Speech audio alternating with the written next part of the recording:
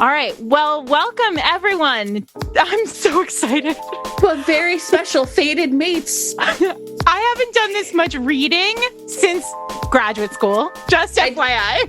I did romance homework for weeks now, and I'm so excited about it. I know, because we got the best professors around to come and teach us about dark romance. So welcome everyone to Fated Mates. We promised you this episode when we did Morality Chain, and here we are. Before we start and introduce our panel of distinguished guests, we're going to just put a blanket content warning on this episode and on every book that's mentioned. We are not going to be able to do content warnings for each individual title. Just know going in that because we're talking about dark romance, there will be discussion of many potential triggering everything. So just kind of know your own limits. And as you approach listening to this episode, check show notes, maybe by looking at chapters and images and figuring out what's when. You can find the things that you want and skip the things that you don't. And we hope that you are as interested and fascinated by these conversations as we have been, as we've been preparing for this episode.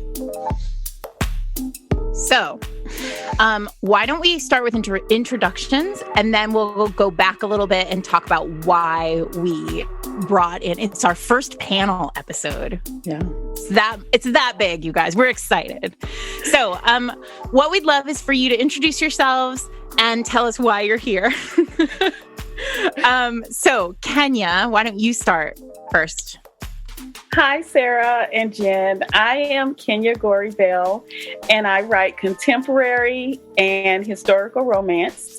And my books are full of Black girl joy with stern alphas who will blow your fucking back out. Sold. Amazing. And Kenya, why are you here? I'm here because I'm actively recruiting everybody to read dark romance because I love it so much. Nice. Nisha. Hi, everyone. I hope to God my parents don't listen to this episode. My name is Nisha Sharma, and I write YA and contemporary romance. I'm the author of the Sink Family Trilogy, and I am here because as much as I enjoy writing rom-coms, I usually read dark romance while I'm writing, just because I need something completely opposite of what I'm creating. And so I fallen down the dark romance rabbit hole about 5 years ago, and here we are today. Also, if you're here because you love Nisha's new book, Radha and Jay's Recipe for Romance, which is a YA novel, maybe see yourself out. Yeah.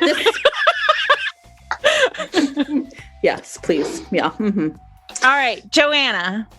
Hi. I'm very excited to be here. I'm Joanna Shupe. I write historical romance. Similar to Nisha, when I'm writing historical romances, which is like all the time, I seem to always be drafting something. I don't like to read historicals. So I read a lot of really, really hot contemporaries. And it feels like the worse 2020 got, the darker my romances got. So, hi, I'm excited to be here. And Joe. Hi, I am Jo Brenner. I am a aspiring or budding dark contemporary romance author, and I read a ton of it. And I've been reading it forever, both because I really enjoy it and also because I find it sort of fascinating from like a psychological and anthropological perspective. And I've never had anyone that I could even talk a peep about it with before. So I'm really excited to finally get to talk about it now. Yeah, exactly. Joe is in a Chicago friend of mine. And, it's sort of like we talk so much about how like no shaming, you should never be ashamed of reading romance. And yet I find that many dark romance readers really do feel this sense of like the whisper network of dark romance still really feels like you kind of have to like ease people into it. And so one of the reasons we want to do this episode today is to get some experts on to talk about this subgenre and what it does and why you might enjoy it or what it does really well, the hallmarks of it as a subgenre, and some of the things that it's exploring, right? Exploring our own like kind of meta-analysis of like what we're doing in our brains while we're reading.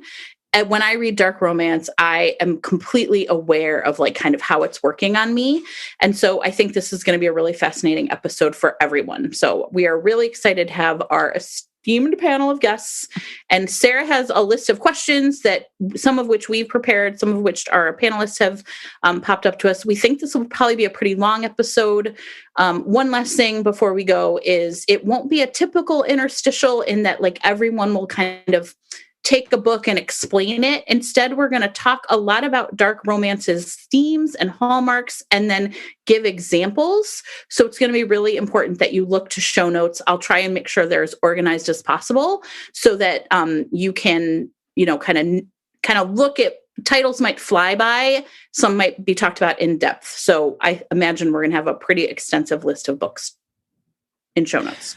But I think it's important also for us to talk, Jen, just to sort of admit that we are dark romance virgins. Like I would have, when prior to 3 weeks ago, when we decided to do this episode, I would have said like, oh, well, I mean, I've read Lila Pace's Asking for It. And so like, I know about dark romance. And for those of you who know Asking for It, I mean, it sort of blew the doors open when it came out. Everybody was talking about it because it was this kind of consensual, non-consent erotic romance where the two main characters agree to have a romance or to have a relationship where they play, except it doesn't feel like play, where they have a non-consensual sexual relationship, right? There's a lot of rape fantasy built into it.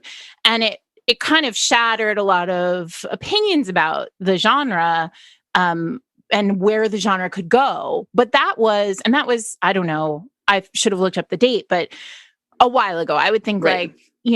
Maybe 7 or 8 years ago, maybe longer. But now it feels like that's like amateur hour. Right. Now we're sort of, this conversation is going to be about a lot of things that are not consensual.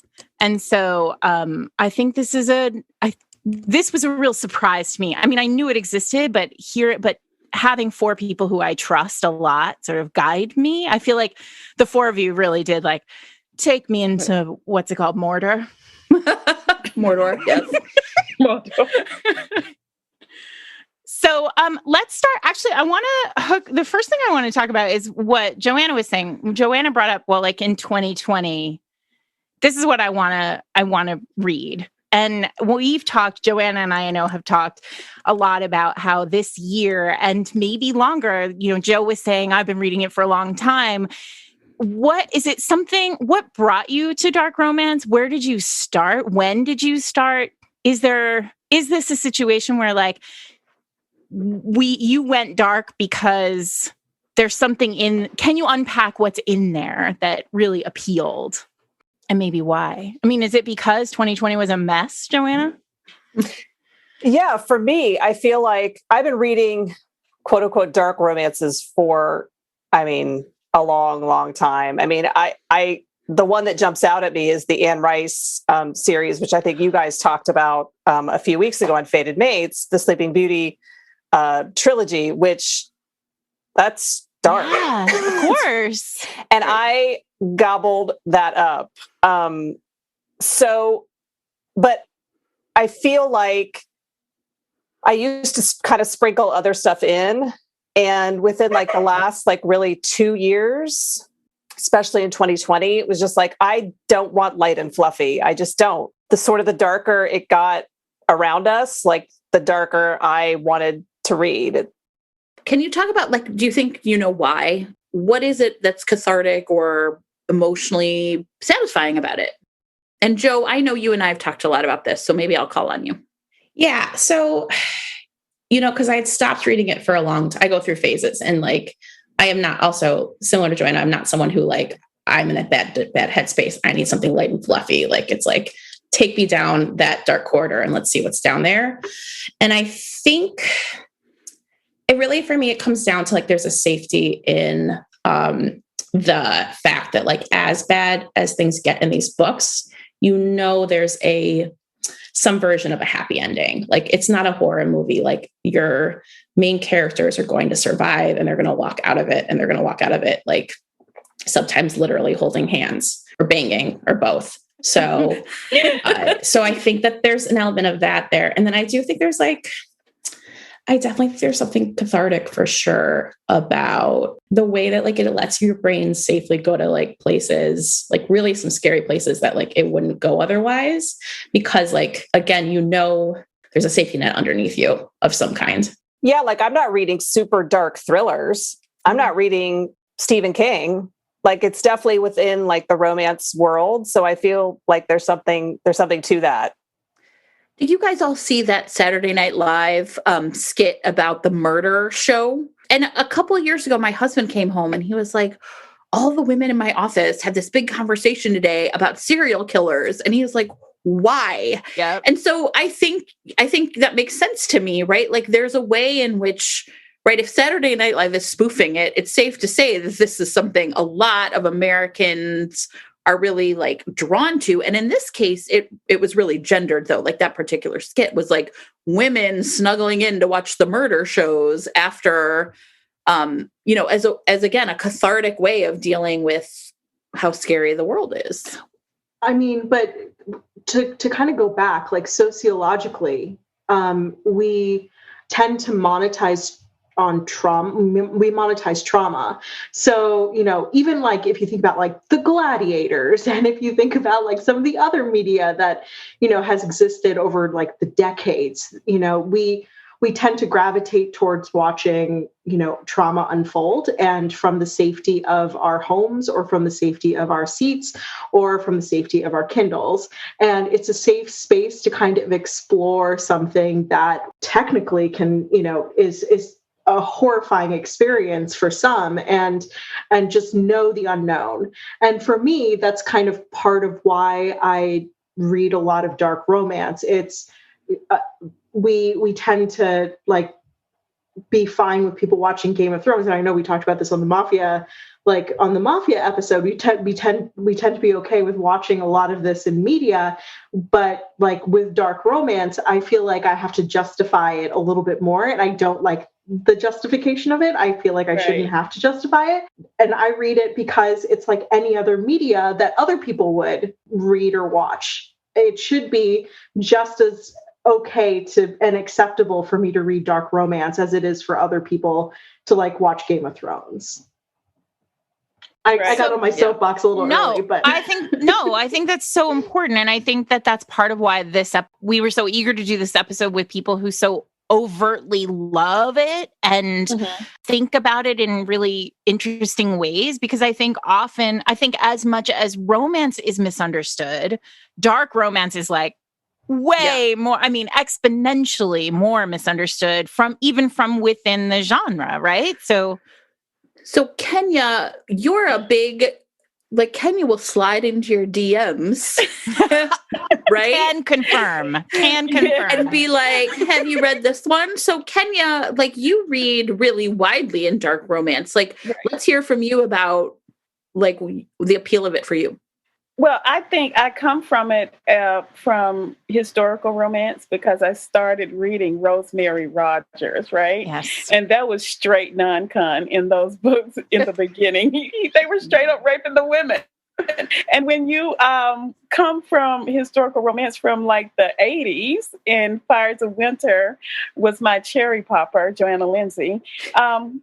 He rapes her in that book. And now I think romance has gotten a little too tame. And so I started, I read American Queen by Sierra Simone, and I was like, hey, this is right up my alley. Let's find some more of that. And so people realize that you like it, and they'll like I do you guys, they'll slide into your DMs and say, hey, have you read Eva Chase? Have you read this person? Or Loki Renard?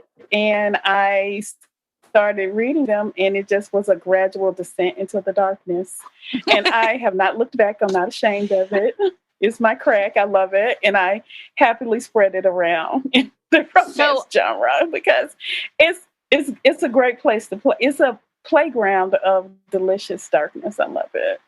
So I think this is really fascinating because every book that you guys recommended, I started reading and I was like, this feels so old school, right? And I want to unpack, I have so many questions I want to unpack heroes and heroines and like pacing and the whole nine. But I think it's really interesting that you point to those old school romances where the non-consent is overt and on the page, and then the hero becomes a hero, because it's hard not to if you think about that as the kind of primordial dark romance, right?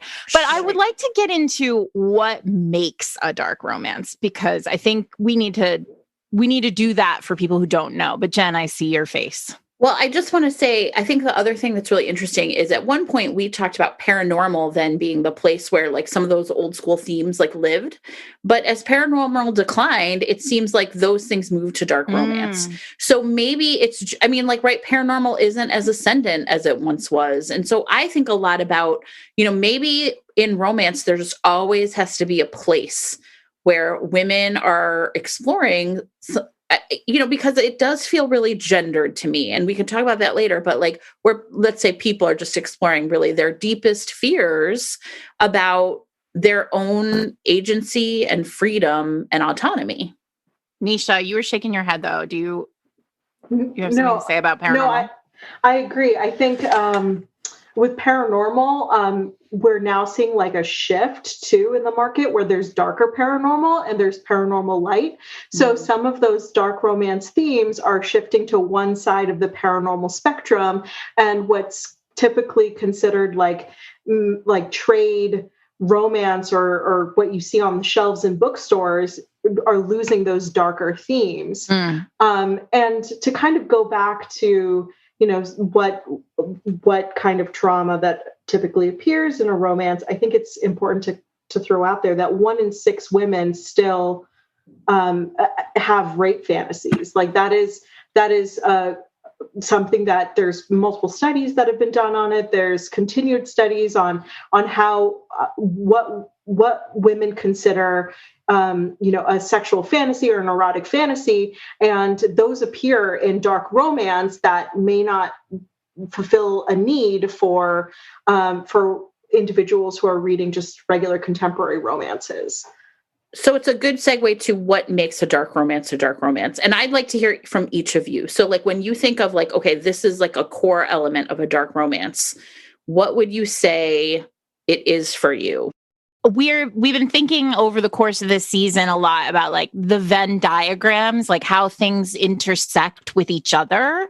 And so like what makes it dark but not taboo? What makes it dark? Where are all of the intersections? I mean, like you don't have edges to answer that question, but like it feels like there are so many places where it bumps up against other stuff. And so what lives in this circle? Well, I actually think this is interesting because, like, I would say that, like, I think about it. I was thinking about the circle Venn diagram thing, and I think that all non-consensual or dubious consensual romance is dark romance, but not all dark romance is dubious consent, is dub-con or non-con.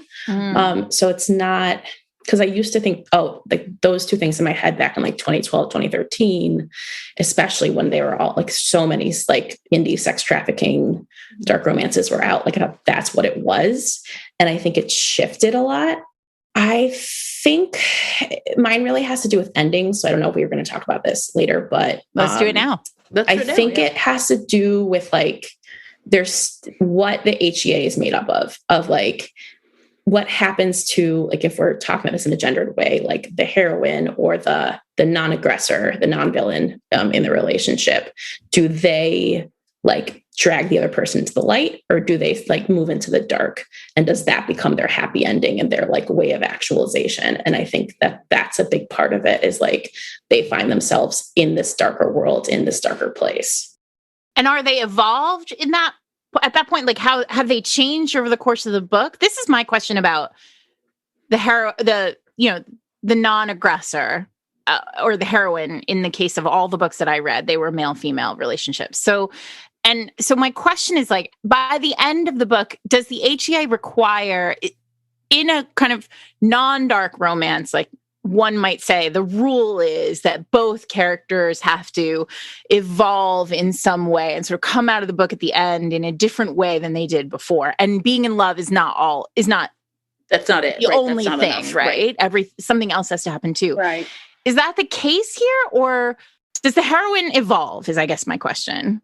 Well, a lot of dark romance, we have to understand, is a very huge spectrum. So you will have heroines who are very naive and young and don't know what's going on, and then they evolve into these courageous, badass women within the story. And the hero, I think the hero is more of a static character. He does not do a lot of growing or moving. It's the heroine who does most of the work in the story. And they either go darker or find their strength in darkness, or they kind of maintain their light, even though they're with this person who is either a criminal or a drug kingpin or whatever he is, or a werewolf, whatever. When you look at Lothair, for instance, and I've said that this is a dark romance, he meets this girl in her little trailer park, and she's a human, and he hates the fact that she's human, and she comes into her immortality. All of that is about her growth.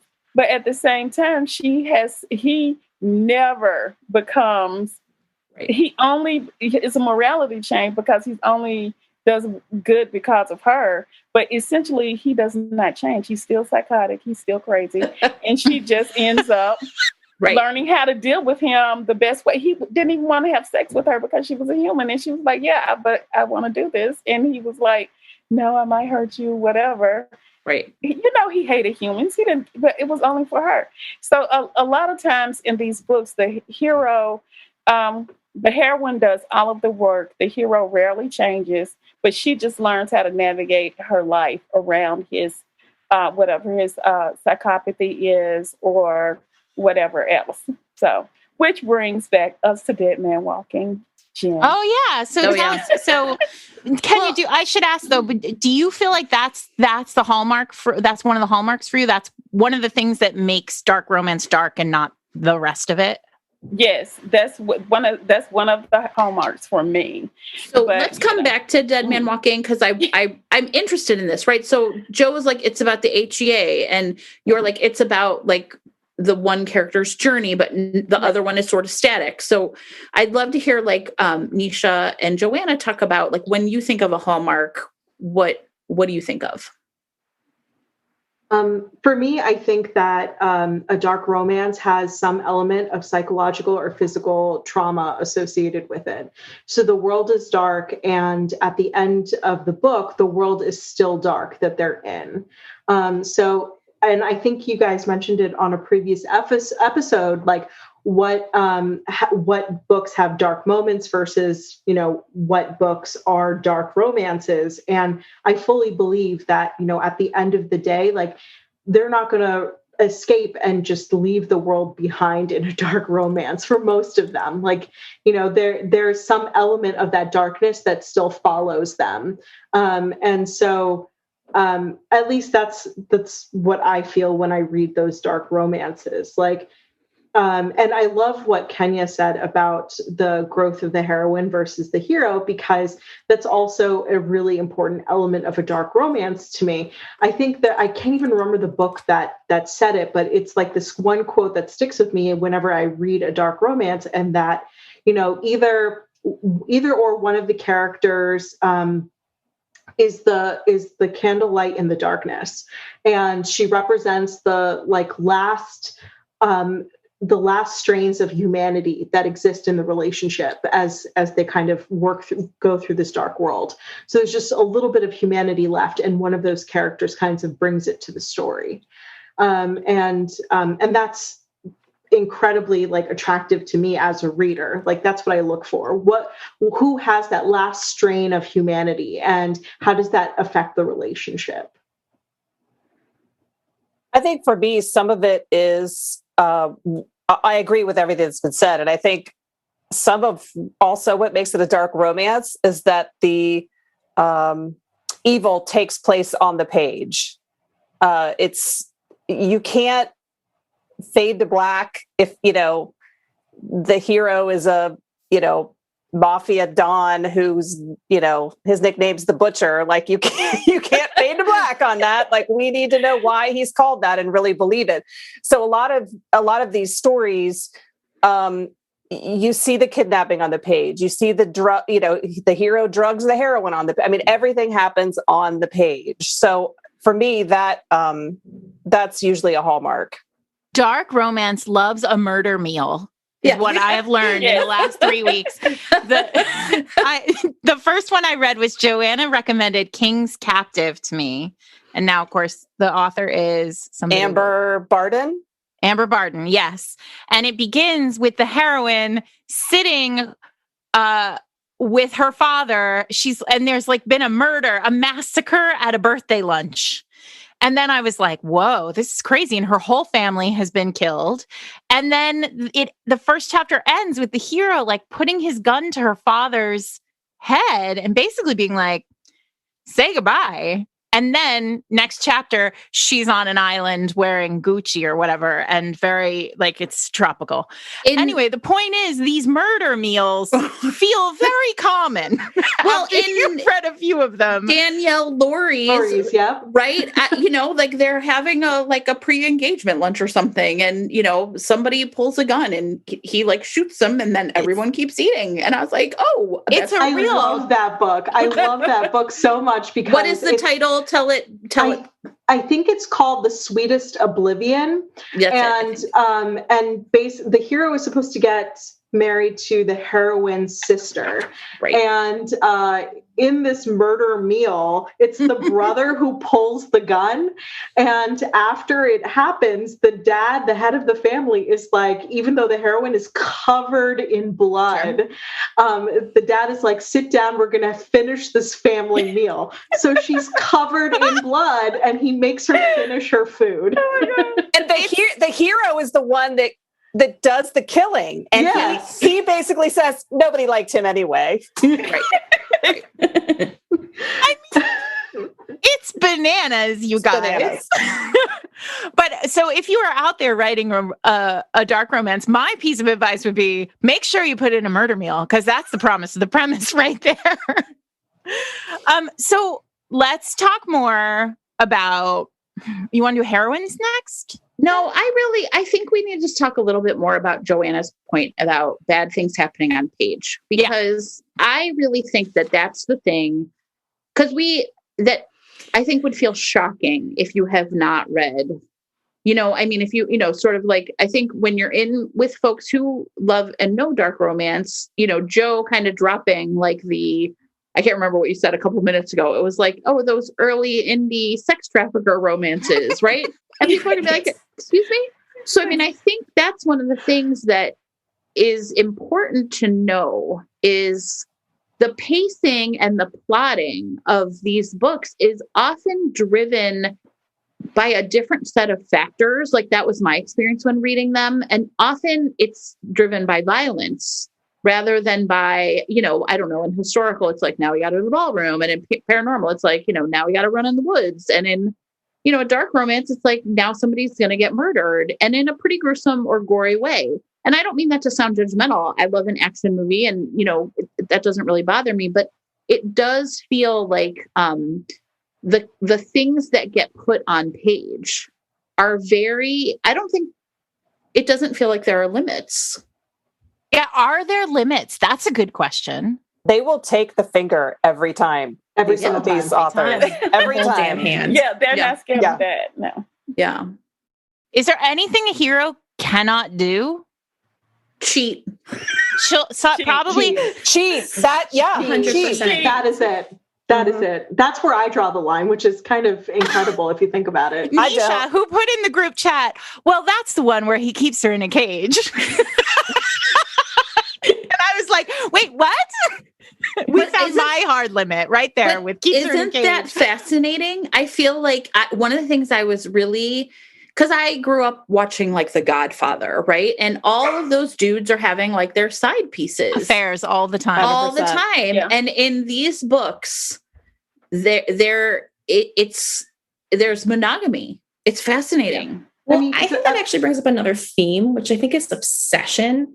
I think there's like this, and I think it plays into the way the dub-con or the non-con, or usually there's almost always a kidnapping somewhere, comes in, is I think that the hero or the aggressor, because I can think of a few examples where the woman's the aggressor, but like is so obsessed with the heroine that like everything revolves around them. So the idea of ever stepping out wouldn't even occur. Like, it's not like I don't want to hurt her. It's like, she is literally the only thing in the entire, it's a candlelit thing. Like, she's the only thing in the universe that I can see.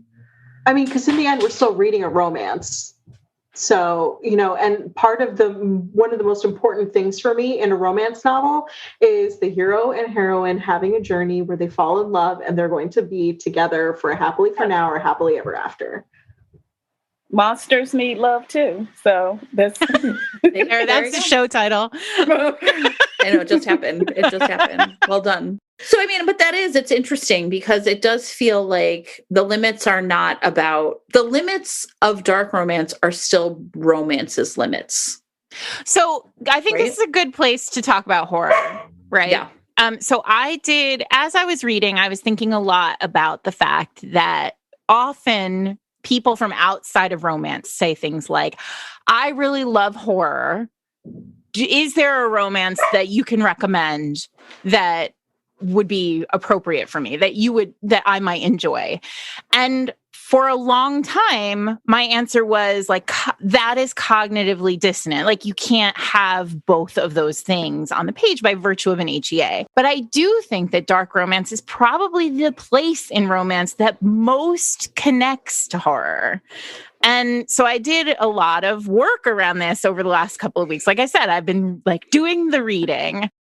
And there is this really fascinating, I found this like, thanks to my friend, Nicole Ostow, who is a YA author who writes horror and is really fascinated by the intersection of feminism and horror.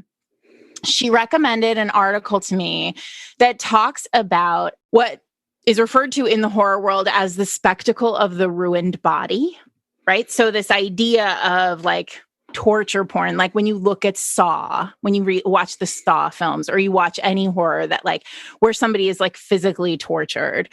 But one of the things that she and I were talking about, and that this article, which I will put in show notes, talks about, is this idea of like women's bodies being often the body that is ruined. And so there's a lot of discussion in the other piece of it.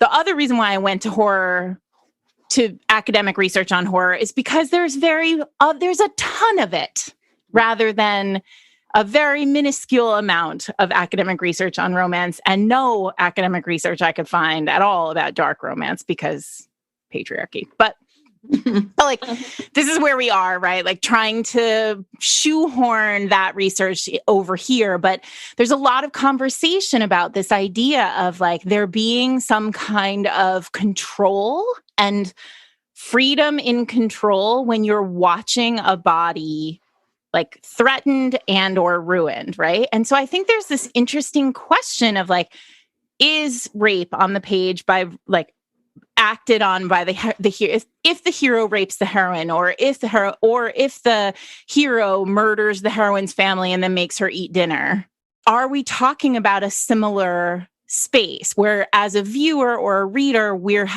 able to have control over the experience and own it in some way ourselves? I feel like, Nisha, you and I have talked about control too. Mm-hmm. But this idea of like the actual spectacle of the horror of the dark romance at the beginning being somehow valuable to the work. Joe recommended a book called Vanquish. Is that the one? Vanquish, Joe? Yeah. Okay. Where I actually texted the group chat and was like, he is essentially like in her house. And I really experienced it like I would experience like horror. And I had to like I don't know if you guys remember this, I had to put the book down because I was like, I'm so afraid of like what he's going to do when he goes into her room.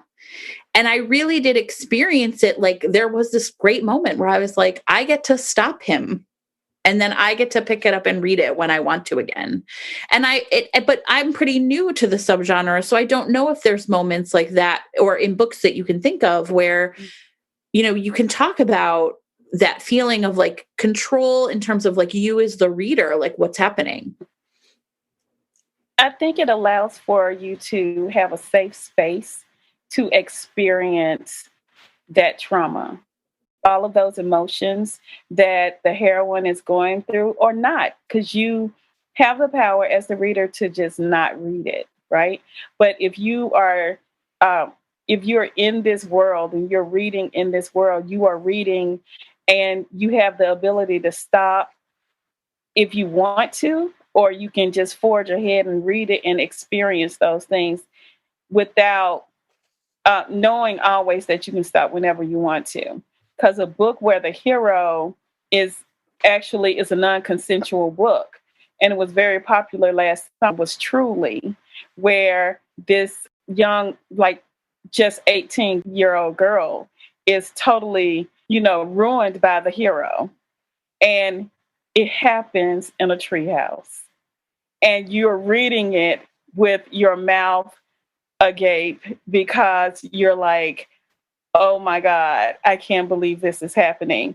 And it was so traumatic for me, but I could not put it down, you guys. I was like, and how the other issue is, how does he redeem himself from what he's done? And the whole rest of the book is about him becoming not necessarily a better person, but her rising up to meet him in his, because I still consider, most of these people psychopaths, but her rising up to meet him. And he is totally unapologetic. Totally. So it's an amazing story. I know that makes me sound think that's crazy. one of the things. It doesn't at all. I think one of the other hallmarks is that the stakes in these books are really high. It's usually always somebody's death. I mean, it's life and death, somebody's. And your heart is kind of racing the whole time you're reading it because you can't believe what you're reading. And like Kenya said, your mouth is agape. And go ahead, Nisha. No, but what's really amazing about like what all the stories we're kind of referring to or talking about is that there is a killer redemption arc, because a lot of the trauma happens like Act 1. And by the time we're Act 3, we accept it. We're okay with it. It's the relationship has become believable and we're rooting for them to be together. And that redemption arc is just, sometimes that's the best part of these stories for me. Like, why do we root for them to be together? For me, I always find that two people who have opposite interests, who share one sort of common moment of trauma, I'm always interested to see how their connection can strengthen over the course of a novel. And that's usually the types of dark romances I read. Like I specifically read a lot of mafia romance, and there's a moment or an instant that connects the characters in a way that is like, there's no way these two people should belong together, but it's a shared moment. Mm-hmm. And how does that shared moment develop into something more? It's enemies to lovers on steroids, right? Exactly. Or like fated mates. Like they just should be together, so they have to work it out despite the terrible things they've gone through. Yeah. And he always brings her a bag of heads of her enemies. Like there's no... Joe, you look like you have a different thought though. Well, so no, I also think that we're just like kind of, as romance readers, and now like I've read, like I said, I've been reading them for so long, I'm like conditioned to want them to be together. I feel like I have so much agency in reading this, except for that one thing. Mm-hmm. So like, because part of it for me is like what her journey is going to be. But I feel like I've accepted like, and the books that I don't finish are the ones where like we get past that first section of the trauma and we're like sort of halfway through somewhere. And I'm like, no. And it's not even like he hasn't redeemed himself, but I don't feel like they're a match somehow. I think like they're missing that they're missing that thing, like whatever that shared trauma experience hasn't developed them both in a way where I feel like I can believe that they'll be together at the end of this. Yeah.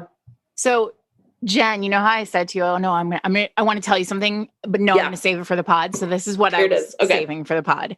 So there's also a bunch of research on spoilers and horror movies and how the trauma of the experience of watching the horror, actually, if the viewers are told the end of the film before they start the movie, they actually enjoy the trauma more because they know how the movie is going to end. So you're you're giving them control, right? It all goes back to like, you're being handed more control.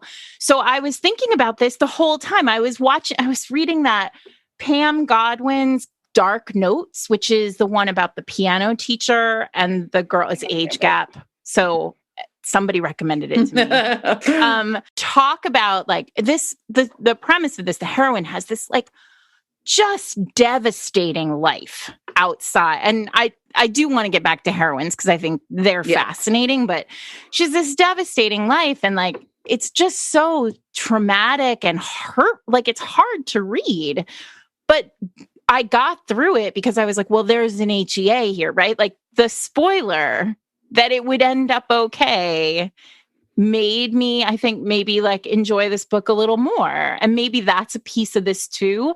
I do want to talk too about how it feels like these books are almost more visceral. We've already said like they're more visceral than a lot of other romances, but also it feels like the reading of it is about the reader more than the book. Does that make sense? The joy of it is more, it's more intense for readers who love these books than I think the joy is for readers. I don't know. Is there, I guess that's my question. Like, are these books more personal in some way? Because they're tapping into like some really real primal shit. Yes, probably, because there are definitely things that I might not admit to. Right. Sarah, when you asked me, do you read dark romance? I was like, is this a safe space? Yeah, like, do you really want to know? Because like, here we go. And I'm going to... But also like, but I mean, even without like that sort of packed in, like, is somebody going to shame me for what I love? Like these books trade on fear and disgust and like trauma. Like these are not things that other romances trade on. Like if I write a scene in my stupid historical where the heroine's afraid, she's afraid for like half a chapter until the hero turns up and saves her. Right. So it's really interesting. If anyone doesn't, a librarian I follow on Twitter is Becky Spratford, and she is like a horror expert. And one of the things she said once to me was that like romance and horror are both like genres of emotion, right? Like you're reading it for like when I talk to people about like why a romance doesn't work for me, I'm awful. Like I just didn't feel the way I wanted to feel. And I will tell you what, you're feeling stuff when you read dark romance, and maybe it's a different set of things, but the emotional journey of these books is there's a big emotional payout, but the pacing of it is different. And it feels like there's a lot of like ruminating and thinking and on the characters' parts, like kind of, where am I? What am I doing? And then, right. Yes. They're marinating in it. Like the heroines are marinating in their feelings that are not comfortable feelings. Yeah. And even the heroes are like in their, because you have to justify why is he hanging this guy up and slicing him up or doing whatever he's doing. Why is he killing all these people? And I was talking to Naima, who was my best friend, and she was like, because they have to, you have to find something redeemable about them, and their thought process is what makes it redeemable, because they are negotiating with themselves why they are doing these horrible things. It might be just he's just like, this is who I am. I'm a psychopath. I kill people. Or he is getting revenge, or he's trying to be the king of the mafia. So he has to do a lot of thinking about how he's going to get to be the king of the mafia, or how he's going to kill 5 people this week. So that is just basic. His job is hard. His job is hard, so he has to think about it a lot. And then the girl has to think about why, what is it about her? What darkness in her is he speaking to?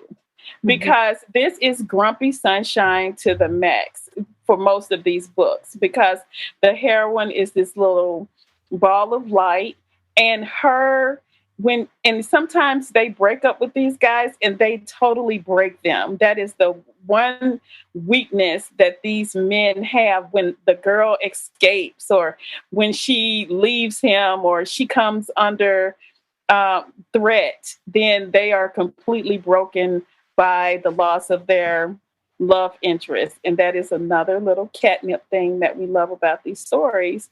But it's all a part of the journey. And knowing that the HEA is at the end is also like the cherry on top. So, that's why it's when you find your people, like when I find out that Joanna loved dark romance, you just start sending them, the craziest, wackiest ones you can find. So it's very fantastic. So I just wanted to add something to this, just like listening to Kenya, listening to all of us, and even something I said earlier, which I want to correct. I feel like we're gendering a lot of like the hero heroine, or we're just saying hero heroine for when there are queer dark romances out there. There's a lot of menage dark romances out there, and they exist as well. But it's interesting that like the society that we live in our emotions are dictated by, or what is acceptable is dictated by like religious institutions and the patriarchy. And so it often feels like unpacking that in some of the justifications in these dark romances. And I love that. And I love the way that, these are acceptable feelings, and we should be able to kind of unpack some of these feelings in these romances. And I know that, like, I mentioned this on like when we were chatting earlier, but I finished recently Den of Vipers, and that's a reverse harem romance, and it has the kidnapping in it. But what I found interesting is that I wasn't able to connect with it as much as other dark romances because it lacked the justification. And I felt like the heroine was very accepting of a lot of the violence, which often felt like it's like a 600-page book, and we can talk about length in a bit, but like it's a long book that has a lot of violence, and there lacked the justification elements to it. And let me tell you, this book is all over TikTok. So people love this book. They've connected with it, but I just couldn't. And I felt like that's because a lot of the dark romances I read, I need to see that unpacking of like these patriarchal expectations of emotions and how we should interact with each other. Yeah, because what's interesting about Den of Vipers is she meets them as an equal. I mean, she is just as violent, just as messed up, just as willing to sort of fall down that rabbit hole. And you don't get the I'm a 18-year-old virgin and I've been married off to the mafia don. Like, you don't get that juxtaposition. I liked Den of Vipers just because I thought it was a different play. Like, her character was so different than what we usually see in dark romance that I found it interesting. Because she starts in that place, though, I felt like there wasn't as much of like a growth angle for her. Because like she's not gonna self-actualize to like meet them or become the queen or like become equal ears, in some ways sometimes more powerful than them. Like she's sort of like, you meet her and she's like, sorry, spoilers, but like she's like beating people up with a baseball bat. So like you're sort of already in it with her. So like you lack that like development and growth. So where does she end up? I mean, spoilers abound, right? I mean, whatever. Fine. It's, if you're listening, it's fine.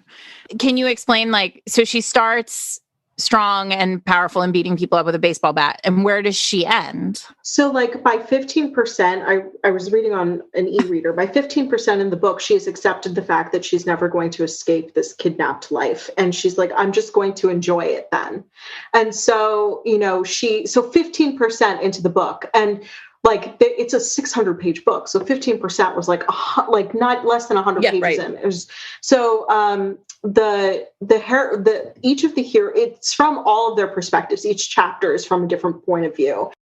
Each of the heroes has a very different personality, and one of them, for example, gets off on pain. And when I say that, I mean, like, there's a scene where he like sticks the handle of like a knife in like the back door and decides to have sex with her, and it slices his penis and then makes her stitch him up. So like, this is how much he likes violence. And then there's the leader who likes like her to be in pain. It's a lot.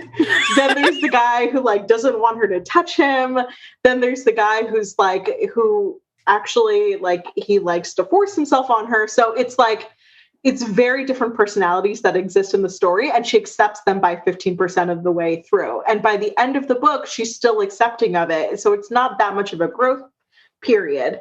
But all that really happens is that Nick call her like the queen of the den of vipers, like, because their obsession for her continues to grow and develop. So if anything, the heroes are the ones that develop the story. Sorry, that was very long-winded, but I felt like it needed an explanation. So I'm still stuck on the knife in the back door. I'm sorry. It just takes me a while to come back around.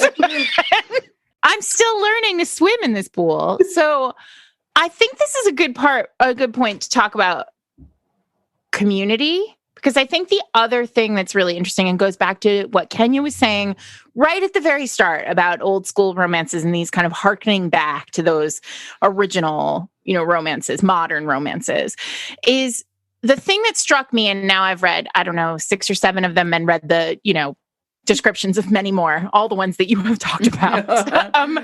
So, and I wonder if you could talk a little bit about this, but it does feel to me like these, the non-aggressors, to use Joe's really excellent term, they tend not to have any community around them at all at the beginning of the book, or maybe even at the end of the book. Like, their community becomes the aggressor's community, right? And I'm thinking about specifically those, the Dark Notes, the pianist book that I was talking about earlier. Like, she has a family that is absolutely horrible to her. Like, truly, there is no relationship that she could possibly come up with that would be worse than the relationship that she has with her family at the start of that book. And then many of these other books are like one woman, in a silk sheath on a tropical island. And then like the aggressor's community is all she has access to. And that community is what it is, so to speak, right? Like, because it also involves like murdering, people just getting shot at mealtime. So I think this is a really interesting thing. And I've been trying to unpack this like solitary experience of these characters. And I wonder if, one, am I right that they are all sort of solitary in their own way? And two, like, have any of you ever thought about this as conceptually? Why is that a necessary element, basically? Yeah. I think because these books are it's a found family thing. Because these heroines either come from a traumatic event, but we talk about the spectrum of dark romance, because I don't read a lot of trauma, I guess, but they will have a broken family or some kind of dysfunction, and then the hero's motley crew of found family becomes their found family. And even in Dead Man Walking, Bia has a family, but they are estranged because her parents have fallen from grace, and then her sister married a convict. So then she's kind of alone. She's around people, but she doesn't have a very strong connection with anybody other than her sister's found family, and that's how she ends up with per or person. the kidnapping functions to, if there is a family, right? The kidnapping, like in the Danielle Laurie book, right? It's like takes them out of it. Or in Vanquish, like Joe, I was thinking about this, like she's agoraphobic, but he still kidnaps her out of like the safety of that home. I mean, it's like the most extreme example of it, even. Well, that's really interesting because I was going to actually talk about that Pam Godwin series because it's like 8 books long. It just finished. And that whole series, as it develops, they become this found family, and the non-aggressors, because they're not always a woman, sometimes they're men, the non-aggressor ends up joining that found family, and that becomes their family. And I actually do agree, like, you know, sort of maybe flipped way, like I really appreciate, like Kenya, I really appreciate that aspect of it too. Like that, like you within this trauma or after this trauma, like life doesn't end, and you have this whole group of, like, in a lot of ways, who are a lot of time essentially survivors themselves, who've like sort of like formed this tight-knit group together. Even in the mafia romances, a lot of times it's the heroine has a loving family, but because of the construct of, you know, the mafia world, she has to be married at 18, and they do it for alliances, and so she's given to whoever. And it becomes a little bit of Stockholm syndrome, you know, as soon as she's in this world that she's living with this guy and falling for him. Well, I read that I'm probably butchering this name, but Althea Romig's short story Ripples, in which the heroine is literally like, she's poor little rich girl, right? About to get on a plane to go travel through France or whatever. And she's drugged in the airport and ends up on a flight to Germany, where the hero who she's never met before, has like falsified a passport for her and like gets her through customs, and then like strips her naked and leaves her in a big empty room in like a German castle. And then like Stockholm syndromes her. It feels like, although it's not, I mean, I appreciate that it's not, but like she's like alone in this castle, and she has to kind of do what he wants in order to get clothing or a bed or, you know, whatever.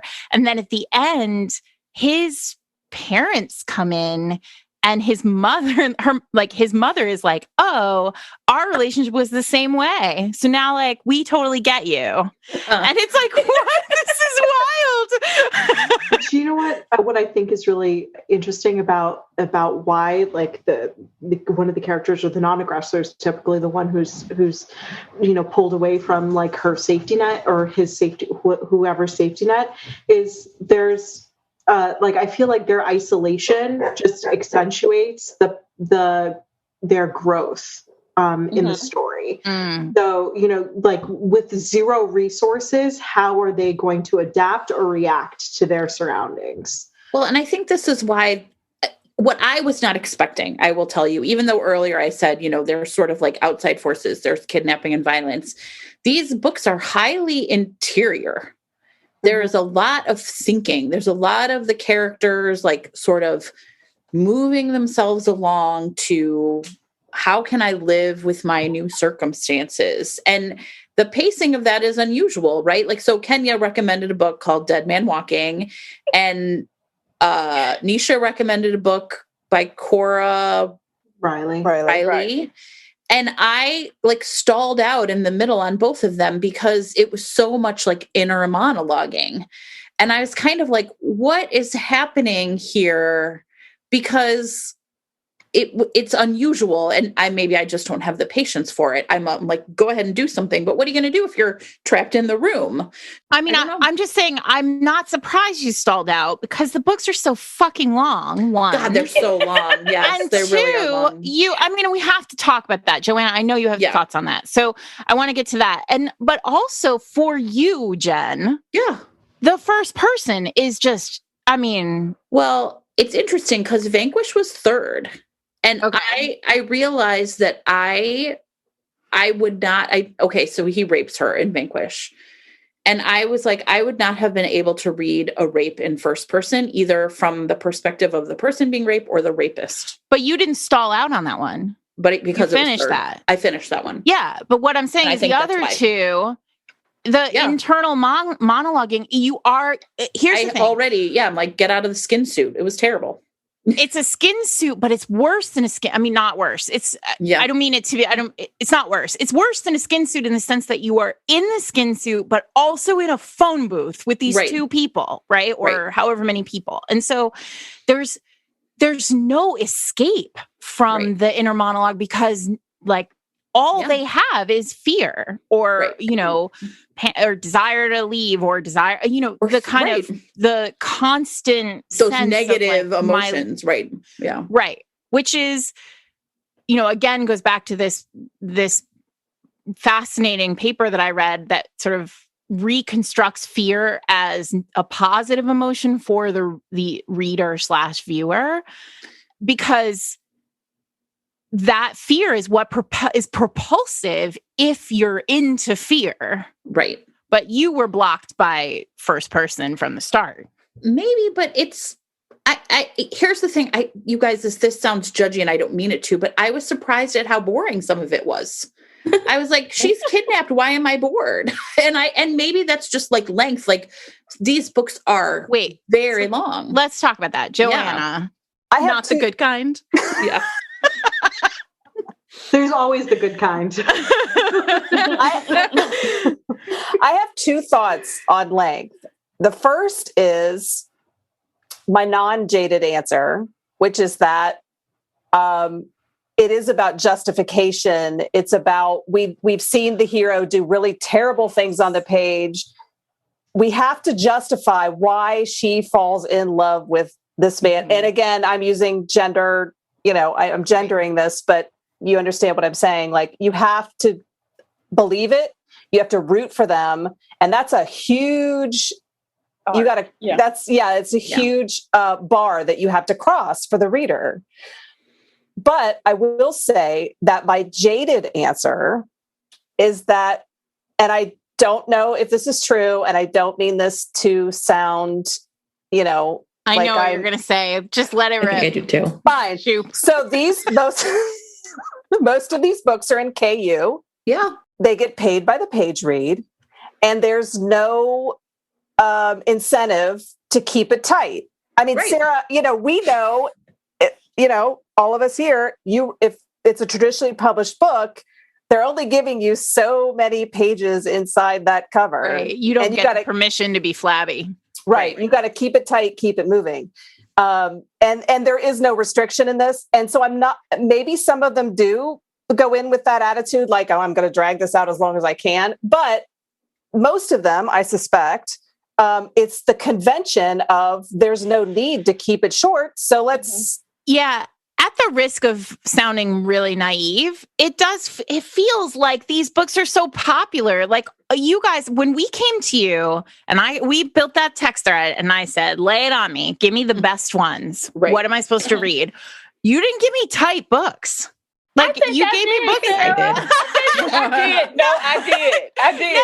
No, you did. But, and I'm not criticizing it. I'm Sarah, not Jen, everyone. Yeah. Sorry, everybody. But like, I'm not like, for me, like you gave me books that you loved, that you felt were like great examples of the genre and that you loved, and they weren't tight. And so I don't think it's about. I was like, every single one of these things is the Zack Snyder cut. I was like, what? But you know what I Where love are the about dark romance novellas? Right. Like what I love about the length of some of these books is that some of the best parts of these stories are the quiet moments for me. Yes. So like I enjoy the space to like appreciate the quiet moments, because sometimes like some of your favorite books, they end way too quickly. No, and I get that. I mean, like I actually do. I a little bit disagree. They're very navel gazy generally, Jen, but like I think that like intense like inner monologue, the skin suit, it doesn't work as we've discussed on the podcast. It doesn't work for me so much in like straight contemporary romance. Like it just doesn't, because I don't care about your normal life, right? Right. I have my own normal life things. Yeah. But this is not a normal life. This is a supremely abnormal life. You went to a murder lunch and now you live on an island. Right. Like, this is weird. Well, there's a mafia trilogy. It's called like His Mafia Angel, like His or Her Mafia Angel. And it's 5 books, but the first 3 books are about the same couple.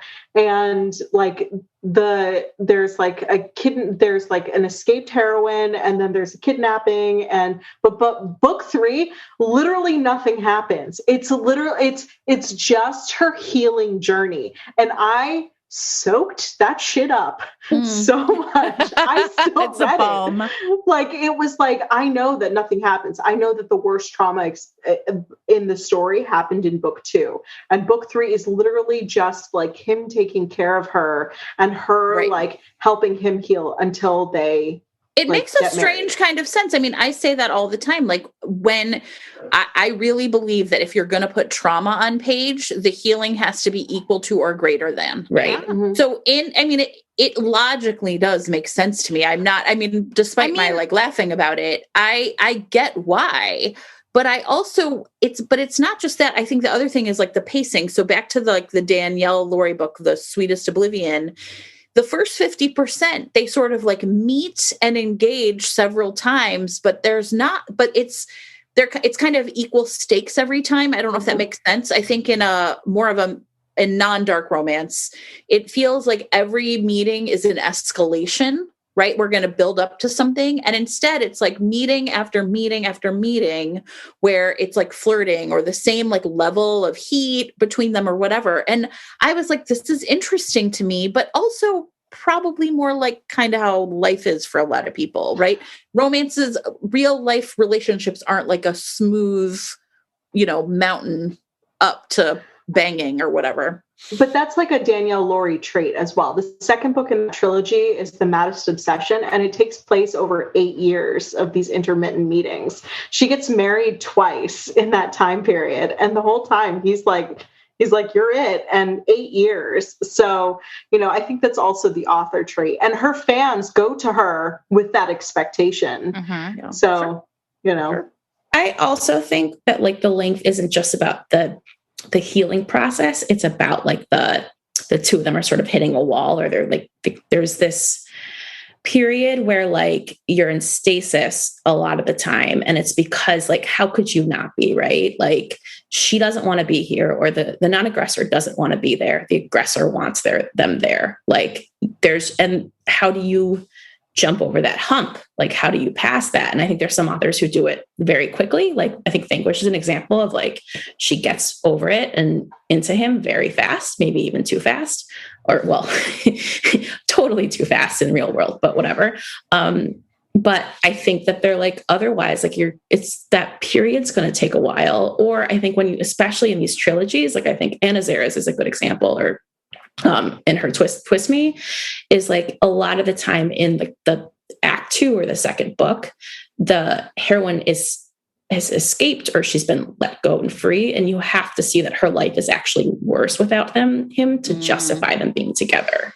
One thing I noticed, and I don't know if this is like a good place, we've talked about trauma a lot. One of the things I noticed is many of these books, the characters realize that they are fucked up by their lives, fucked up by the things that have happened to them, unable to exist in sort of the like regular or like straight world, whatever that is.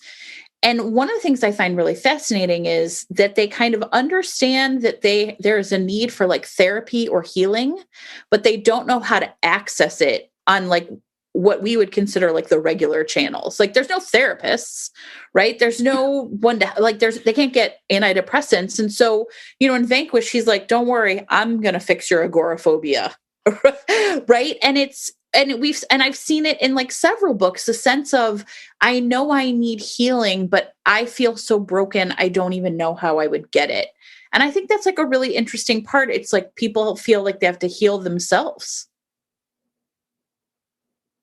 I think this part of the of these dark romances is where you have to, it's like, I mean, all of it technically, but this particular part to me is where I have to have a willing suspension of disbelief because, you know, none of us on this call are like Adriana Herrera. We're not like, we don't specialize in trauma. Adriana would never do this episode. No, I talked to her this morning and she's like, nope, nope.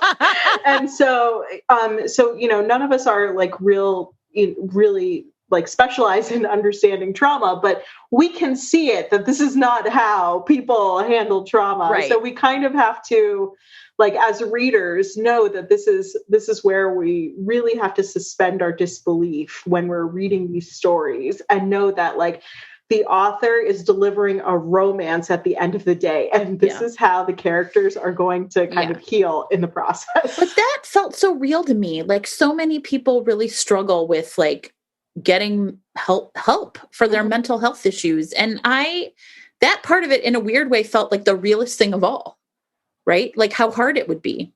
Right. And I think that's like, and here I am outing myself a little bit or being a little too personal, but like I have discussed this with my therapist because I'm a little uncomfortable with how into these books I am. And I'm not, of course, I wouldn't name her anyway, but I think there's a degree of like the fantasy is in the healing, right? Because like, again, the suspension of disbelief is like, there's no way that like, I don't know, but my guess is that like being whipped outside, like tied to a tree, like in Vanquish, is going to like cure your agoraphobia. I'm again not a psychologist, but I assume not. I assume that's true, right? The fact that like, again, that like they're going to walk away hand in hand in some sense and like be better, like from this incredibly dark place, especially when I'm in a dark headspace, is like very comforting in a very weird way. I don't think it's weird at all. I mean, I think it makes perfect sense that you would, because I do think the one thing I kept coming back to as I was reading these books was thinking like, you know, we talk so much about how romance really is like a domestic genre that unpacks like emotion and the experiences of the characters and the experiences of the readers in many ways, right? Like we see ourselves. The point of romance is being able to see our own emotions in the story.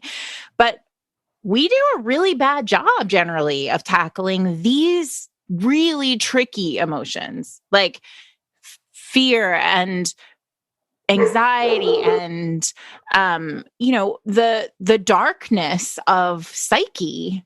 And I think that's what's I think dark romance is doing that work in a way that certainly like traditional historicals are not doing it. Yeah, I came up with an idea for one of my traditional historicals that you know would you know sort of be a very heavy issue to tackle in one of my books. And my editor said, I don't think you have the page space to really do it justice. We got to lose that storyline. Yeah. So, yeah. And I think romance plays around the edges a lot of people not being perfect, like the hero with the one scar on his face. Guilty. Or, you know, or something.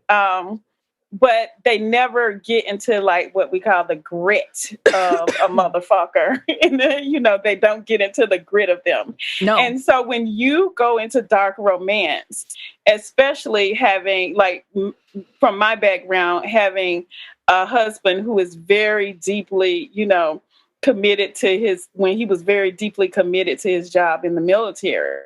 It's no playing around the edges when that person comes back and there's darkness there. So reading about that, sometimes people want a little bit more than what traditional romance offers. Mm-hmm. And they don't want to play around the edges. They want to go all the way into the relationship. And then what Joe said is very true.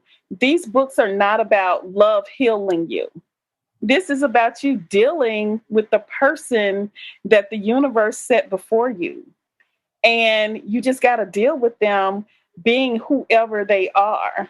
And that's a beautiful thing, because who doesn't have flaws? And sometimes your flaws may be that you kill people, and that's okay. Rather than be a duke or a billionaire, tech billionaire or rap mogul like my people. But sometimes you just love that person and all of their flaws. And what is lovely about these books is, no, whipping you outside won't cure your agoraphobia, but knowing that the person loves you regardless of you being agoraphobic, or whatever your issues are, that's what's the beauty of dark romance. Yeah. Well, I think that is a good place to... do we want to have people talk? We did ask them to write this. Yeah, no, that's what I was going to do. Perfect. You were jumping ahead of me.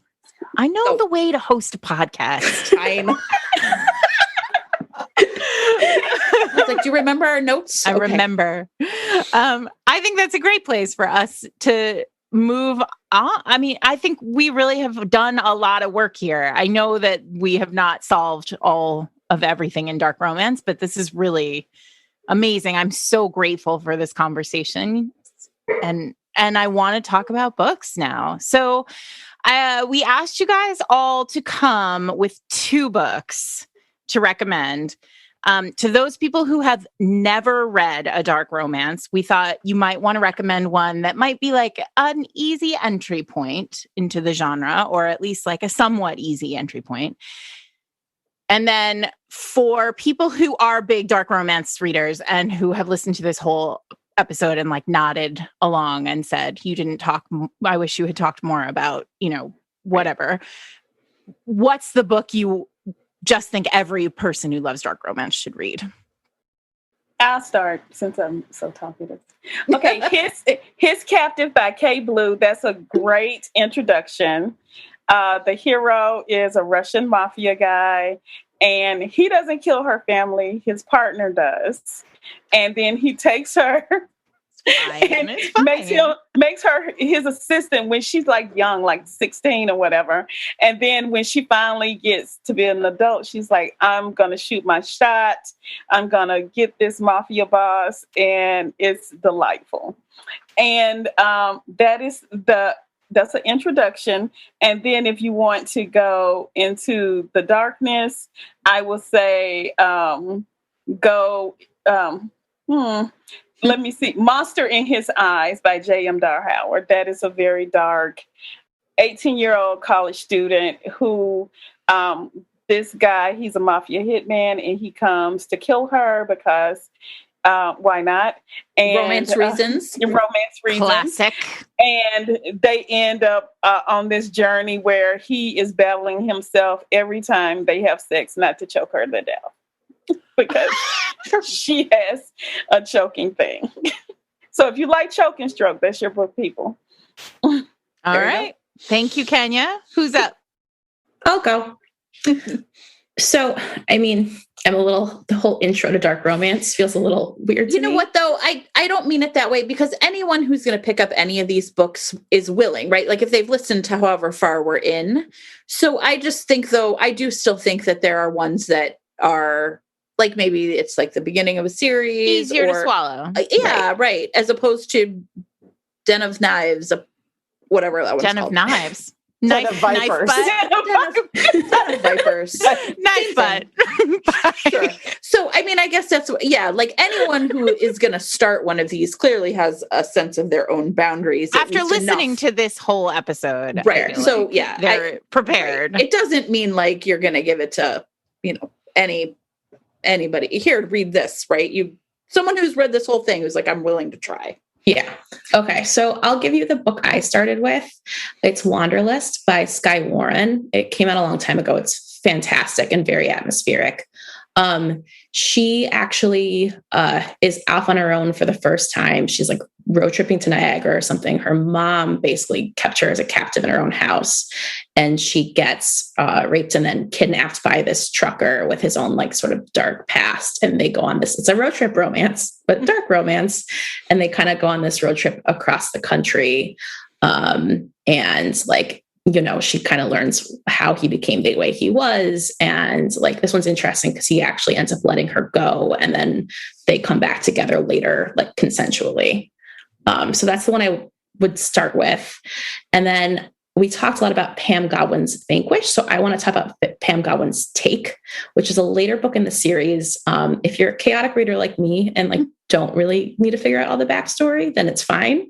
But she's part of this like group of like quote unquote freedom fighters who are trying to like save a bunch of like people from sex trafficking rings. And he is the head of a cartel and he kidnaps her and he's recovering from a wound. And they end up falling in love with each other. An emotional wound or a physical wound? No, physical. The book before, the heroine from the book before bashed his head in with some kind of, I can't remember, like something. Get it, girl. Left him for dead. So he's recovering. But he like kind of beats her up in the beginning and like she thinks she's going to die. And then she's a virgin. He realizes that she's a virgin, or she's kind of a virgin. It's complicated. But she was a sex slave once upon a time, was freed. But anyway, so like over time, like he ends up like sort of maybe changing and she maybe changes. And they kind of go off into the sunset together in a weird way. So that one. Great. Joanna. So, all right, I'll go. My intro book recommendation would be King of Diamonds by Renee Rose. It's a mafia book, surprise. It's the first in her Vegas underground series. The hero comes from a mafia family and he's gone out to Vegas to start a casino. And the heroine is a maid in the casino. She's waiting to get a dealer job, but there's no dealer job. So she's a maid and she ends up in his suite thinking it's empty to clean it. And he comes in and surprises her and he scares her so badly that she actually pees on the floor. Huh. And so then he puts her in the shower to clean her up.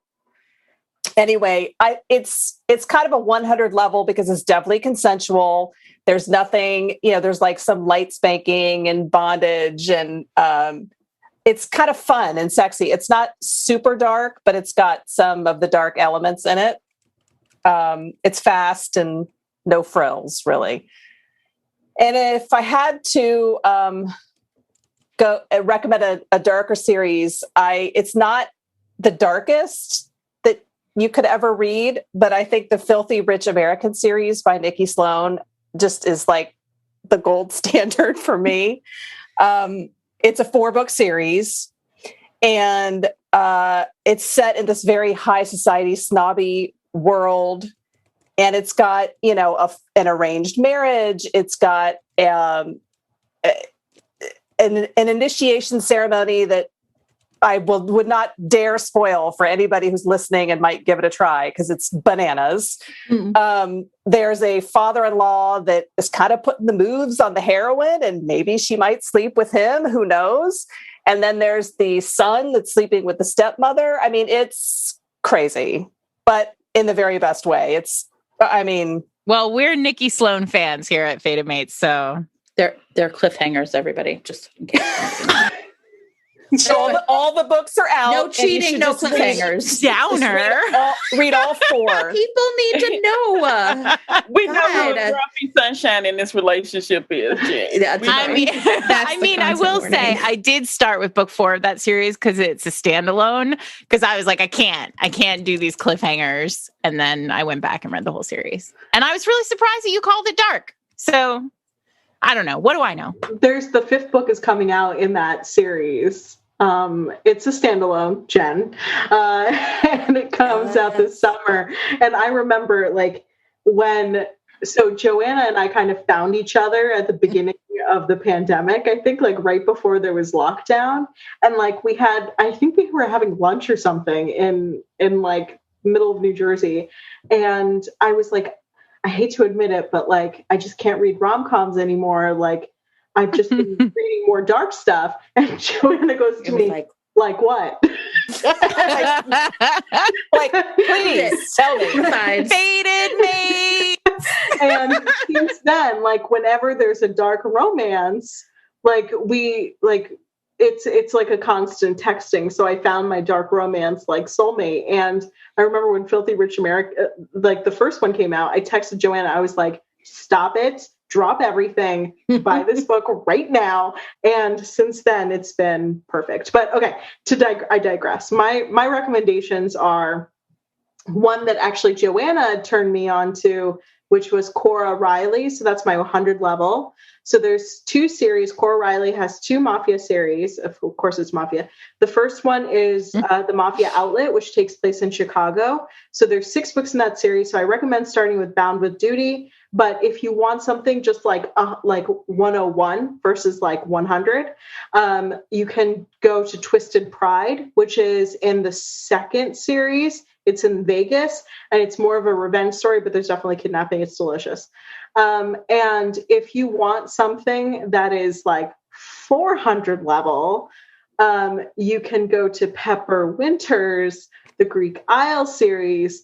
So I know we did a blanket trigger warning, but this is like straight like sex trafficking and non-con, where the heroine is trafficked to a island that's owned by this mob boss who's like a billionaire. So it has like all of my intersections.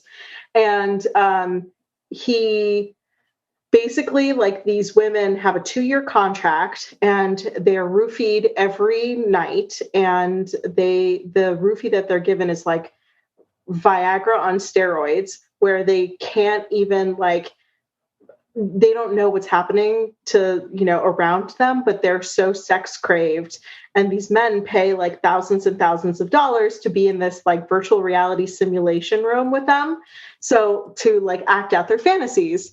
And so like there's a caveman one where like she's like chained to the wall and a caveman comes in, but she doesn't know what's happening. She doesn't like, because it's virtual reality and she's on drugs. Wait, so he knows what the fantasy is, but she doesn't? It's his fantasy. We're in her POV. And we're in her POV. I'm going to read this shit. These are bestsellers. Other things to do. As someone who keeps track of the USA Today bestseller list, like I've seen that book. I've seen, right? Yeah. I'm going to read this. This is fascinating. So the first one is called Once Upon a Myth, and the world building is really great. So I highly recommend that. But like, I'm going to cheat and I'm going to give another 400 level one.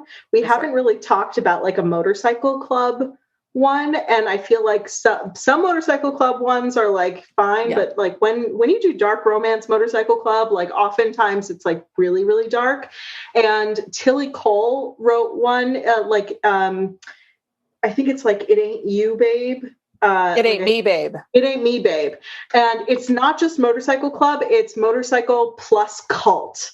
So I went down a rabbit hole in 2020, and I remember texting Joanna. I was like, I found cults, dark romances, Joanna, and Tilly Cole's cult motorcycle club dark romance came up, and there's like graphic like violence against minors in it. So just be mindful of that. It's very 500 level, but it is so incredibly fascinating how these people found each other and how this heroine who's never known life outside of this cult had this one moment with the hero when they were kids, and they're reunited when he's leading this motorcycle gang.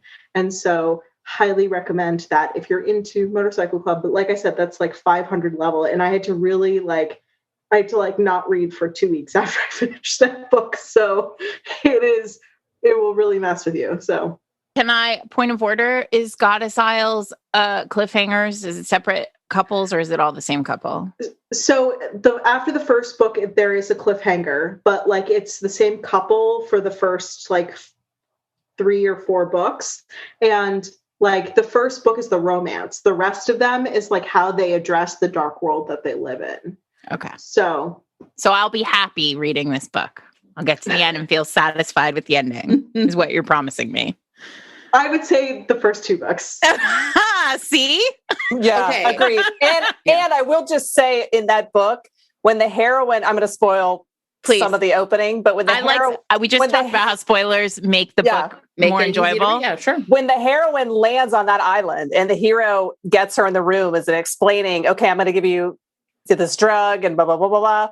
She flips the tables and gives him the drug. Yeah. Which is not worth explaining how that happens because who cares? Romance. Right, who cares? But she gives him the drug and he's never had it before. So he is like in heat. I'm in it. Like tearing, like well, as you know, Joanna, apart.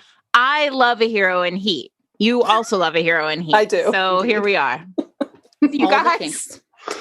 Can I just add one? Yes. Like, what are we forgetting? What's the one last thing for everybody? Yeah. I have one person I have to shout out. The other Kenya Wright. She has a series, Lion and Mouse series, where the woman is the serial killer. And the hero is a Russian mob boss. It's Lion and Mouse series. And she's a serial killer? She is a serial killer. And she has personality disorder, like the real personality. I'm writing this down. It's Lion and Mouse. It has so many books. And they're not cliffhangers, Jen. It's just a continuation of their story because, of course, he doesn't realize that she's killing all these people until oh my God, it's like Dexter, but a romance. Mm-hmm. Yes. And it's a girl. And it's so fantastic, you guys. So I had to shout out this dark world that Kenya Wright, and she's a fearless writer.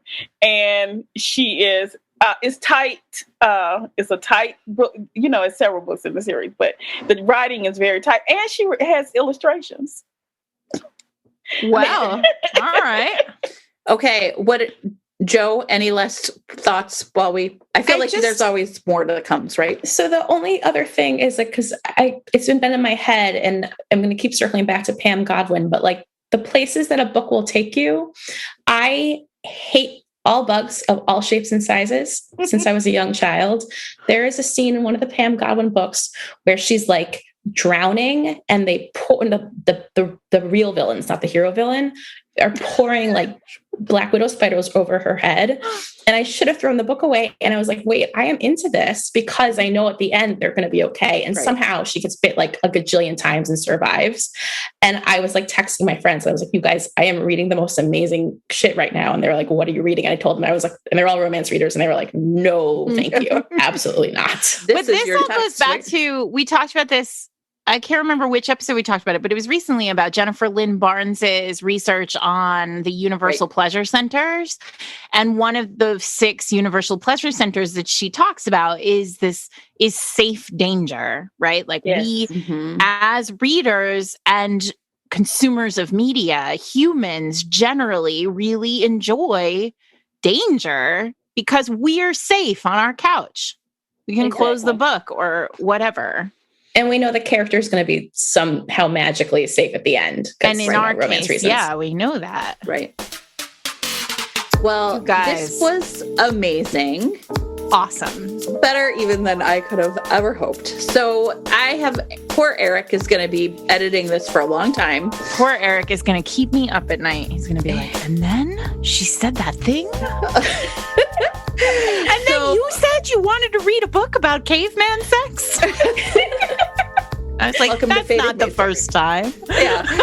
So I'm not sure when this will air, but it was really amazing to have really passionate, devoted readers teach us about a subgenre that is wildly popular and that many people might be wary of, and hopefully now they will have a better understanding of. Thank you all so much for holding our hands. And I feel like we were pretty dumb in the holding our hands and walking into a happily ever after. Exactly. There you go. It was really funny. I don't think any of us really has a dark romance out right now. Do we? No. Joe is writing one. Joe is working on one. I know Joanna and I keep talking about it. So I don't know. Maybe this episode is the push we need. You know what? Yeah. Though? I also but also sometimes. I mean, I'm not a writer, but just reading something because you love it as opposed to making it work. So, I think it's just a different experience too. Then you don't have to, you can just let it wash over you. None of my heroes want to be dark at this. Want to kill people? I've tried to make them do it, but they're like, no, sis. I told Sierra Simone like a couple weeks ago, I was like, if I ever write a dark romance, like the heroine's gonna sleep with everybody. She's gonna sleep with the sister, the uncle, the dad. Like she's gonna sleep with. It's just gonna be like sex everywhere. Sierra's like, when are you writing this book? Same. That's what we all want to know. All right. Thank you, everybody, and have a great week. And I hope that you find something to read. Wow. That was a ride. It was. It was awesome. It was awesome. So just for everybody listening, we recorded this in April and we are releasing it at the end of June. And so you and I listened to it again, really for the first time in months. And it was just like they tell all the writers, a little more time between listening and revisions will really, yeah. Right? And it was fascinating to listen to it again. I mean, I'm so glad we had those 4 women with us. Like, talk about 4 people who just think about it, know about it, love it, and like are able to make it make sense. Yeah, absolutely. That's how I felt too. Yeah. So when you were listening to it, because I did feel like the sense of like, what are some things I wanted to like close the loop on, or like, you know, what are the things we like didn't get to talk about that you wish you would have, or that you thought of kind of in a new way in between recording and releasing? Yeah. So I think there are a few things. The one thing that kept coming back to me, and this is not really related to the content of the books at all, but I think it's important, and we didn't say it at all in the episode. Dark romance really is the purview of independent publishing. Like these, and self-publishing. And self-publishing. So these authors are so fearless. Joanna talks about these are people who are just taking the finger as a matter of course. And the fearlessness is so kind of raw and I think that we did kind of, I think a lot of the questions that you and I had were about this kind of like, what is happening? How do these books even work? And it's because it's a group of writers who are almost so fearless that I think traditional publishing has really passed them by. Right.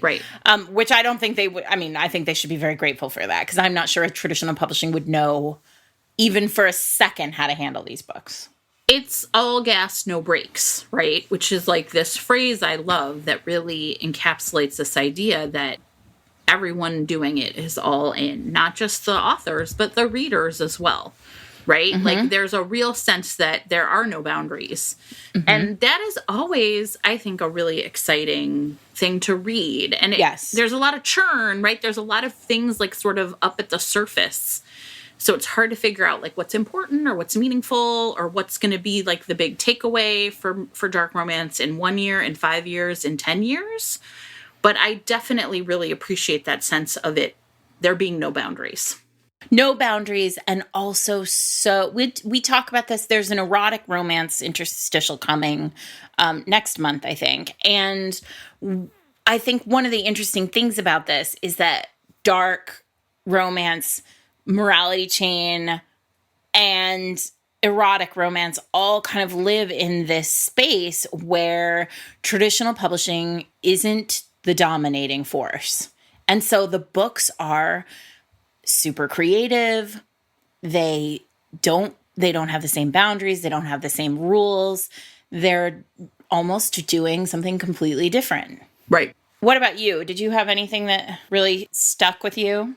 One of the things I really appreciated listening to it again was Joe's point that using the word aggressor was maybe a better word than like hero and heroine. Yes. And I really like that a lot. And obviously I know that even within Romancelandia, hero and heroine can be sometimes really loaded.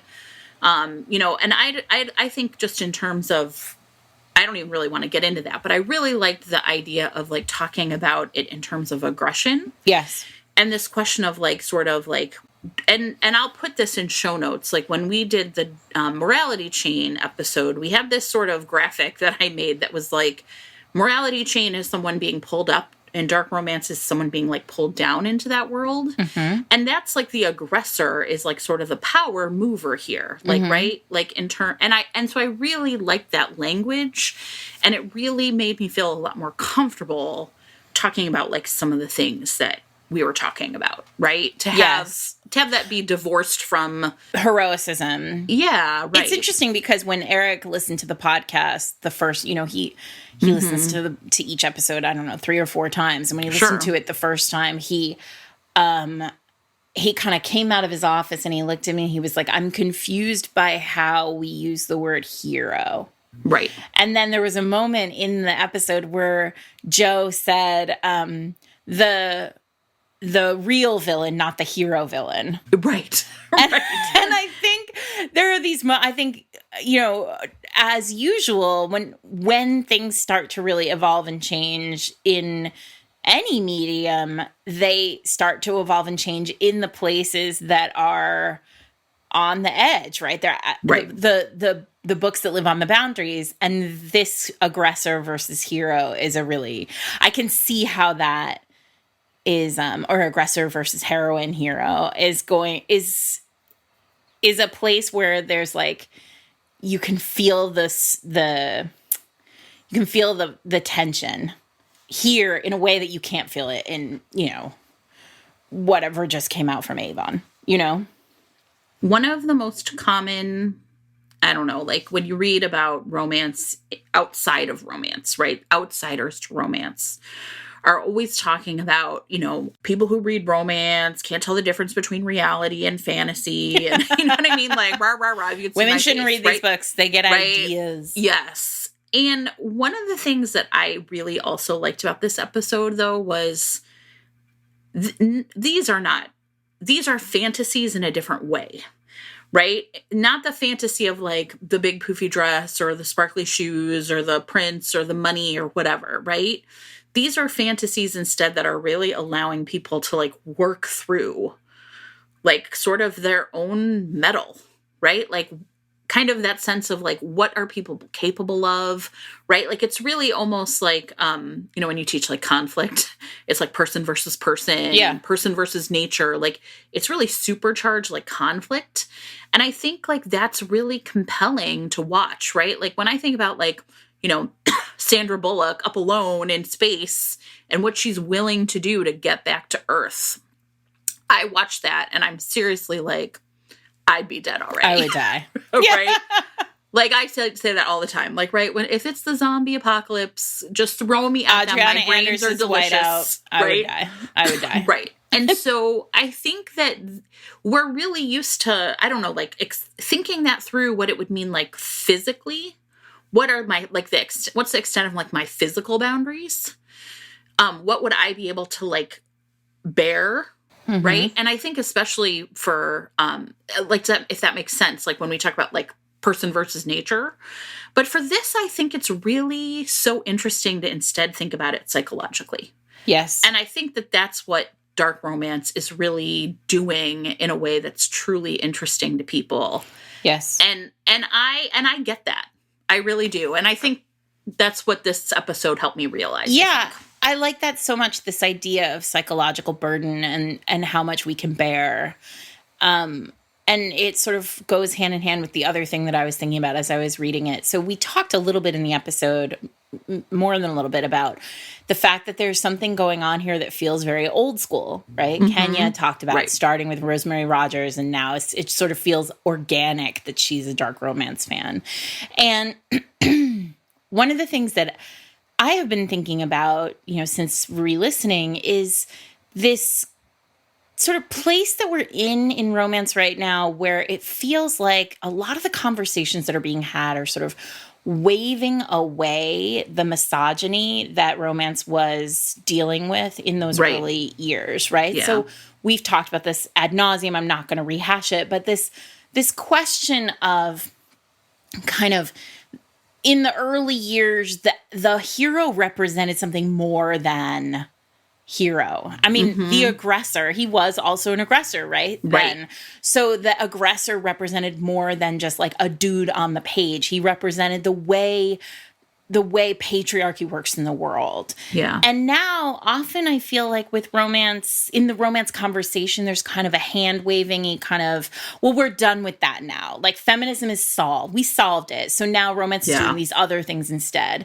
And I think what's cool is that romance is doing other things. Right. But not instead. It's in addition to. Right. And these books still feel, maybe these books feel most like the books that are doing that hard work of patriarchy noodling. Right. It feels weird to say it because it's not 1982 and these aggressors are still acting like in many ways similar to those aggressors, but I sort of feel like, but look at the world right now. This is the corner of romance that's still doing this kind of work. Like, the world is sometimes shitty to women and other marginalized people in a very aggressive, cruel way. Right. And this is where that is being negotiated. Yeah. So here's another thing that's really interesting. Last week, Mr. Reed's Romance and I were watching The Godfather, which I have not watched in a long time. That first scene is amazing. Go on. Well, and I was really found myself watching the women. Yeah. Right? Watching Kay and watching Michael's first wife in Sicily and watching his sister and really, really like thinking about like, what kind of roles did women have in these stories? Right. When men tell the story. Right. Right. And, I know that Nisha made a great point that like dark romance isn't as gendered as it was the way like we talked about it or just because of the books we read. But I do think a lot of it is very gendered in like a very the old school roles, way. At least in the books that I read, which were all MF, like felt so gendered. Yeah. And I think, thinking about the way that stories like this get told in like movies or television, the violence is such a big part of them. And yet nobody, I mean, this is not true nobody, but like when we watch those, it's acceptable entertainment, right? But the way that women exist in those worlds is never really primary. Maybe I guess a difference would be in The Sopranos. I felt like Carmela and Christopher's girlfriend, I can't remember her name. It's been so long since I've watched it. It's been like 20 years since The Sopranos was on. I think that it's really interesting to sort of think about these books as almost like continuing something that, these stories are left on the cutting room floor if they're included at all. Yes. How do women in very violent worlds, how do children in very violent worlds, how do queer people in very violent, like kind of hyper masculine worlds deal with that? Right. And I think that in that way, it's also just really interesting to me to like have, as always, right? Like those stories kind of come to the front. Mm-hmm. And again, I still will tell you, I haven't read tons of them since we recorded. Yeah. I've read some of the ones I would call like dark romance light. Adjacent, right? Yeah. Or dark romance adjacent. But I do feel so much better for like really unpacking it. Yeah, unpacking it. Yeah. Here's my thing, and this is what I love about the podcast. I'm going to toot our horn, everyone, so you can stop listening now if you don't want to hear it. But I really love that we are a place where people feel like they can have that conversation with us without being judged for it. Like there is clearly something going on in this corner of romance, and I want to understand it, even if it's not my thing. I know I said it when we just started, but God, I was so grateful to have these four. Oh yeah, us. Absolutely. Like, I just felt like every one of them had something really powerful to say about it. And on top of it, I really loved that Joanna like hit home this idea that the world is really bleak and like some of us don't want to go light. We want to go dark. Yes. Right. I felt that way, I've felt that way over the last 5 years, and I mean, I didn't go into dark romance, but I certainly have struggled with light romance. Yeah. And this is, so, you know, if you are out there and you too have been struggling with light romance, which seems to be the dominant force in romance right now. Right. It's okay. Like, yeah, we're here for you too. Yeah. Yeah. I think this is really good. I was reminded that I downloaded that First of the Goddess series. Yeah. The one about the roofied people. And I didn't read it then, but I just pulled it back up on my Kindle. So I will report in, everyone. Yeah. So can I say one more thing about The Sopranos? Because please. I don't know if anyone watched it, or it's, like I said, it's been a long time, but a scene that you ever read that? I should write about this for the cut. There's that that column, I think about this a lot. Have you ever read that column in the cut? Yes, of course. One of the scenes I think about a lot in The Sopranos is the scene where Carmela goes to see a therapist. Essentially is explaining to the therapist that she's a mafia don's wife. And this man essentially stops her and says, what you need to do right now is you need to leave this office and you need to get your children and you need to leave the marriage. You need to walk out and you need to do it today. And the reason I'm telling you this is so that you can't say no one ever told me. Yeah. Right? And I was blown away when I first saw it, because it was this moment where you are so steeped in the world you're in that then an outsider comes along and is what the fuck are you doing? Yep. But of course, she doesn't leave. No, of course she doesn't. It right, in fact, functions essentially in the complete opposite way, where she says, I can't or won't leave. And so, you know what I probably should do is recommit to this. This is my life and this is what I'm doing. Yeah. And I feel like every single one of these dark romances we have read or people have read is essentially Carmela after that moment. And my God, I mean, talk about a real life, fine, heightened reality, but still real life. Yeah, right. What did Kenya say? Everyone has flaws. Yes. Some people's flaws are they kill people. Kenya also said monsters need love too. Show and title. if that's not it already is. If that's not romance, then what is it, right? Monsters need love too. Exactly. So let us know. We didn't say this at the end of the episode, but let us know what you think.